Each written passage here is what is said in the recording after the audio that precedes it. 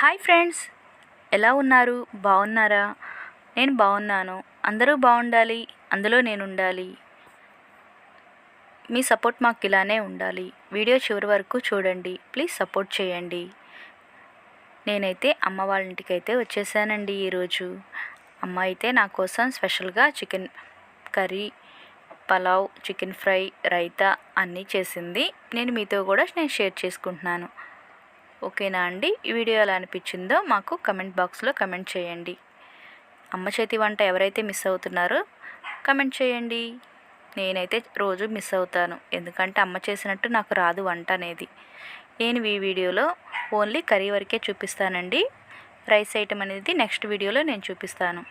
ముందుగా అన్నీ ప్రిపేర్ చేసుకొని పక్కన పెట్టేసుకుంది అమ్మ. తర్వాత ఒక కళాయిలో చికెన్ తీసుకొని బాగా వాష్ చేసి సాల్ట్, పసుపు యాడ్ చేసుకుంటుంది. బాయిల్ చేసుకొని పక్కన పెట్టుకుంటుంది. అమ్మ పచ్చిది అయితే అసలు వండదనమాట, ఇలా బాయిల్ చేసే వండుతుంది.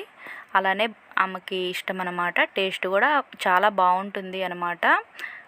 ఇంకొకటి ఏంటంటే, అమ్మ వంట చేస్తుంటే నాన్న కూడా వచ్చి హెల్ప్ చేయటం జరిగిందనమాట. నాకైతే చాలా మంచిగా అనిపించింది.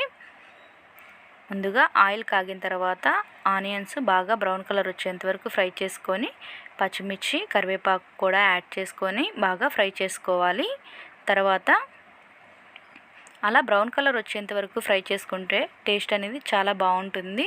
నేనైతే అమ్మ చేస్తూ ఉంటే అలానే చూస్తూ ఉండిపోయాను, ఎందుకంటే అమ్మ చేసినట్టు నాకు రాదు కాబట్టి. ఎంత ట్రై చేసినా ఆ టేస్ట్ అనేది ఇంతవరకు క్యాచ్ చేయలేకపోయాను. అవునా కదా? చెప్పండి మీరే. తర్వాత వచ్చేసి బ్రౌన్ కలర్ అంతా బాగా వచ్చేంత వరకు ఫ్రై చేసుకోవాలండి. అలా మంచిగా ఫ్రై చేసుకున్న తర్వాత ముందుగా మనం బాయిల్ చేసి పక్కన పెట్టుకున్న చికెన్ అయితే కొంచెం దాంట్లో యాడ్ చేసుకొని మంచిగా మనం ఒక 5 మినిట్స్ పాటు మీడియం ఫ్లేమ్లో బాగా ఫ్రై చేసుకోవాలి. అలా తాలింపులో అలా చికెన్ వేయగానే మంచి అరోమా వస్తుంది. దాంట్లో కొంచెం పసుపు కూడా యాడ్ చేస్తుంది. తర్వాత టమాటాలు 4 అయితే యాడ్ చేసిందండి, 4 ముక్కలు. ఎక్కువ అవసరం లేదు, చికెన్ కర్రీకి ఎక్కువ వేసుకున్నా కూడా తీయగా ఉంటుంది, టేస్ట్ అంతగా బాగాదనమాట. కొన్నే యాడ్ చేసుకోండి టమాటాలు అనేది. అవి బాగా మెత్తబడేంత వరకు ఒక 5 మినిట్స్ పాటు మగ్గించుకోండి. దాని తర్వాత కొంచెం కారం కూడా యాడ్ చేసుకోండి. మీకు ఎంత స్పైసీ అయితే కావాలో అంత స్పైసీని యాడ్ చేసుకొని బాగా ఒకసారి కదిపేసుకొని ఒక 5 మినిట్స్ పాటు మీడియం ఫ్లేమ్లో బాగా మగ్గించుకోండి. అప్పుడు ముక్కకి కారం, ఉప్పు అనేది బాగా పడుతుంది, టేస్ట్ అనేది బాగుంటుందన్నమాట. కొంచెం పుదీనా, కొత్తిమీర కూడా యాడ్ చేసి బాగా ఒక 5 మినిట్స్ పాటు మగ్గించుకోండి. ఆ ఫ్లేవర్ అంతా ముక్కకి యాడ్ అవుతుంది. తర్వాత కొంచెం వాటర్ యాడ్ చేసుకోండి. మీకు గ్రేవీ కావాలంటే గ్రేవీలాగా, లేదు కొంచెం చారులాగా కావాలంటే చారులాగా పెట్టుకోవచ్చు.